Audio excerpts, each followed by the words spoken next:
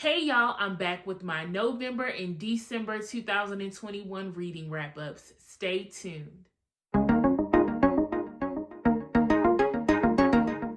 Welcome back to Books with Kimberly. Don't forget to like, comment, share my channel, and subscribe. So because of the holidays, I am a little late coming with my November and December reading wrap-ups, but I still want to tell y'all about the books that I ended the year reading. So let's get right into it. The books that I read in November. The first book that I finished in November was Lakewood by Megan Giddings. I did a standalone review for this book where I told y'all everything I felt about this book. I even put spoilers, y'all. So go check out that review so you'll know everything about this book. A very brief description is this is a suspenseful thriller book about a young girl who decides to sign up for some experiments to be done on her so she can get some money and help her and her mama. And baby, these experiments are very, very shady. She like one of the only black people that's doing these experiments, and it's a whole bunch of white people in lab coats, and the whole time you're like, what's going on? What's gonna happen to her? She taking mysterious pills and taking mysterious shots, and they asking her crazy questions, and you just like, what is gonna happen? I gave this book 4 stars. I probably should have gave it 3. Y'all, in 2022, I'm going to be harsh on these books. If I'm not with it, you're not getting 4s and 5s. But I think I gave this book a 4 in my standalone review because it had some really good breadcrumbs and was very suspenseful. So it's a 3.5, which, you know, depending how you look at it, could be a 3 or a 4-star book. Book number 2 and 3 were Stephanie Nicole Norris books. The first one was Enough, and the second one was Only If You Dare. So this entire series is about the Rose brothers. There are 7 of them. All of their names start with a J. J something Alexander Rose. Each brother looks similar to the other one. They tall, dark, and handsome, fine, rich, a gentleman, good at steamy stuff, and good at romanticizing a woman and taking her on trips and treating her like somebody. They very protective, and all of them are falling for these beautiful women who are, you know, either transitioning in their careers or have blossoming careers and businesses, and they have a good way of just picking them up and being their knight in shining armor. I've really been enjoying this Rose Brothers series. I've probably read about 5 or 6 of them. I gave Enough 5 stars because I really love Claudia and Jaden. Claudia's sister Desiree is in Only If You Dare, and she gets with Julian, and that one is very romantic, but I only gave it 4 stars because the romance was a little cheesier to me. I mean, it's all probably cheesy, but this one, I mean, I didn't get that moment where, oh, that's why they love each other and that's why they're meant to be. I just didn't have that moment. Or this was one of the books that I was reading while I was on the plane and stuff, so I could have dozed off and like missed that moment where the two of them are like, that click happens where it's like, we're meant to be. I just didn't get that, why are they meant to be? It just, you know, that's our girl, sister, your brother, y'all just met at the little place in the other book and now y'all together. That's my one critique about her books, is there's no mystery except for the first book. Of course, the first initial book is, you know, guy meets girls, but the other ones following are like her best friend, her co-worker, she hooked them up, they met another Rose brother, so it's like this friend, and then this friend of that friend, and then this friend of that friend is dating another brother, and it's like all these best friends becoming sister-in-laws, which, I mean, when I think about it, that's not a bad idea. But if me and my friends were like sister-in-laws and stuff, that would be cute, I guess. It's real cute for this romantic book. But yeah, I enjoyed these books. Now on to my December wrap-up, y'all. I was really pushing it. Thank God for audiobooks, because I was like, I gotta hit my 50. In December, I had to read 5 books to hit my 50 book challenge, which I accomplished. So in December, I read 5 books in order for me to complete my Goodreads reading challenge of reading 50 books. So let's get into those. Book number 1 was another Nicole Norris book, and this one was called Fever. It's definitely one of my favorite ones. It's about Santana and Josiah, and I absolutely love this one because it was like a fake relationship book that turned real, but it's like a fake relationship with somebody who you already been crushing on and you already done had some steamy stuff go on with. So it wasn't as like extreme as like when you meet a person off the street and be like, be my fake boyfriend to impress my parents and my parents can take me serious. So this was a really good spin on the pretend boyfriend, pretend fiance trope that you see in romantic novels, and Nicole Norris did it very well.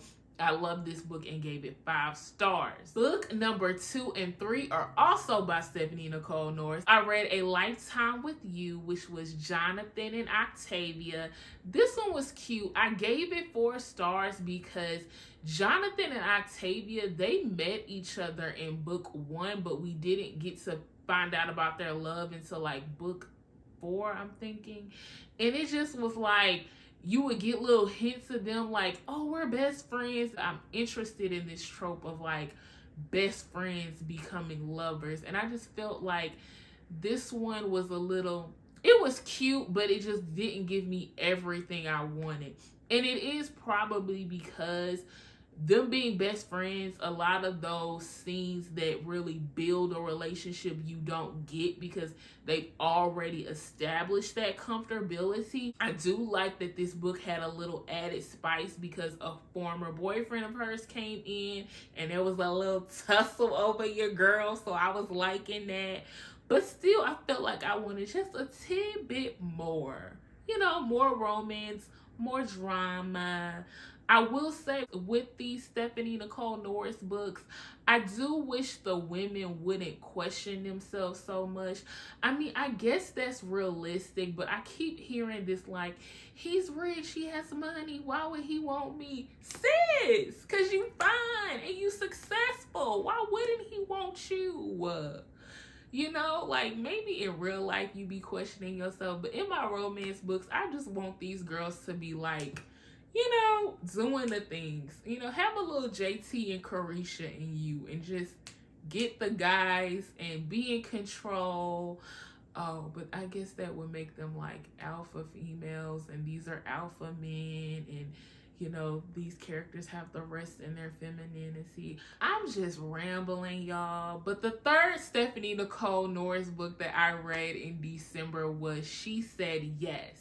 And this one was really cute because it was about the moms of 2 of the characters in previous books. So the moms were fighting over the widowed father of these 7 brothers. And so that was really funny and cute to see these moms fighting over this man and knocking each other up at their heads with canes and stuff because they was trying to get the head of all of these wonderful men that their daughters are marrying. So it was really cute, and it had about like 3 little romances entangled with this one, and it was also around the holidays, so I got a little Christmas read in.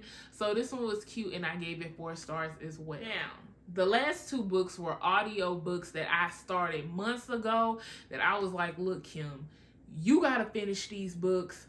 Finish listening to them so they can make your December list instead of having to find 2 books that are so many pages or so many hours. Both of these books were like half read, and so I just really had to finish them up. The first one is The Invisible Life of Addie LaRue by B.E. Schwab.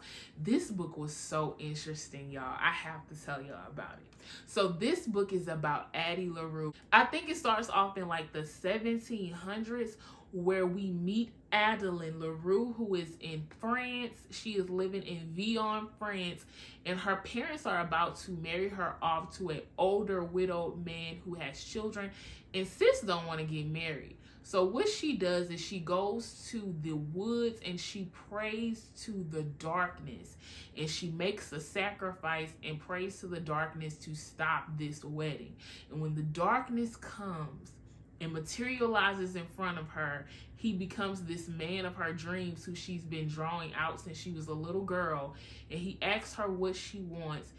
And she begs and begs him for freedom. She says she wants freedom. She'll do anything for it. He tries to tell her no, but she says, no, I want my freedom, and I'll give you my soul in return for my freedom. And so he clicks his fingers, and she does not have to get married to this man, because when she goes home, nobody remembers her, y'all. This woman is literally invisible, because she could meet you, but as soon as you turn your head and then you look back, you've forgotten who she is. She can't write her name. It's like she can't set up roots anywhere. It was like so many scenes where like she would pay for a hotel, and like the person would come find her in the hotel room and don't remember her booking the hotel room and would kick her out. And so she does this for like 300 years, just roaming around. She learns how to, of course, steal, because I mean, she can't get no job. They ain't gonna remember to rehire her every day. And it's very interesting how she lives this love life, y'all. She'll date these partners for months, and every day she has to reintroduce herself to them. But she finds a way to like imprint herself in their memories, and they write songs and they make paintings of her. She dates artists because she can't write down her story. She can't tell people her name. They won't remember her, but she finds a way to, by dating these people over months, to leave an imprint that they can turn into art, into movies, into songs. And that's how she leaves her imprint on the world.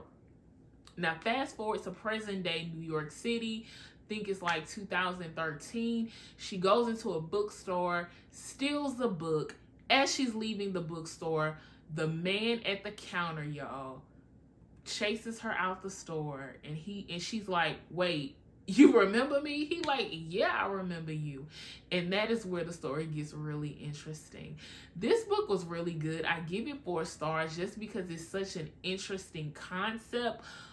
But my biggest critique of this book, and why I can't give it 5 stars, is because, y'all, this was over 100 audiobook chapters I had to listen to, and about 60 of them were just detailing all that 300 years, just certain little stories of her, this person forgetting her, that person forgetting her, this run-in with the darkness, you know, who was like this devil figure, her running into him at this place, him popping up this place. And it's kind of like, look, all I want to know is, why does this guy at the bookstore remember her? What's going to happen? Can they have a romance and live happily ever after? Because you know it's all about the romance for me. It took at the end for me to realize why those scenes were important, but I do feel like they were very repetitive. It was a really interesting book. I definitely recommend that y'all read it, but only if y'all got time, because whoo child, it was a long read. The last book that I read in 2021, the book that I finished, was So Many Beginnings by Bethany C. Morrow.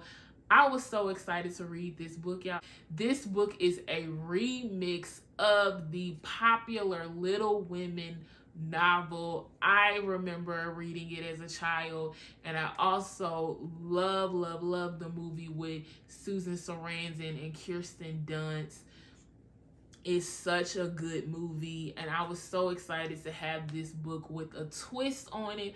It is about these Black girls who are living post-Civil War, where the Civil War is kind of going on, ending, and they are living in this community where freed slaves are building homes and living a new life. And so it was so interesting reading this book. I will say, what took me so long to finish this book is because if you've watched the movie, you know some of those heart-wrenching scenes that happen, such as one sis taking the other sis. Man, I still ain't recovered by that. One of the sisters getting really sick and passing away. I will say, I felt like Bethany Morrow. I was like, you know what? Sis could really remix this and make those things not happen. And spoiler alert, she did remix it, and my heart wasn't torn out like it was in the original movie, but because I was anticipating my heart being pulled out and getting like all these tears over the pages of this book, I never read the physical copy I bought, y'all. I really listened to it on audiobook. But I still was expecting to just be crying and boo-hooing. And I didn't get those tears and those emotions. So I gave this book 4 stars because I needed that emotional pull. Yes, it's beautiful reading that these Black people are starting new lives, becoming a dancer, becoming a writer, you know, going to Africa to connect with her roots. Like, it was some really cool remixes done with these sisters in this book, but I was just expecting to have my heart torn just a little bit and then recover and still find the beauty in the story. So because I didn't get that, I'm giving it 4 stars. Y'all, that is the end of my November and December reading wrap up. Let me know what are some books that y'all loved last year so that I can add them to my growing list of books to be read in 2022, and maybe I'll get around to them. So thank you again for tuning in to another Books with Kimberly video.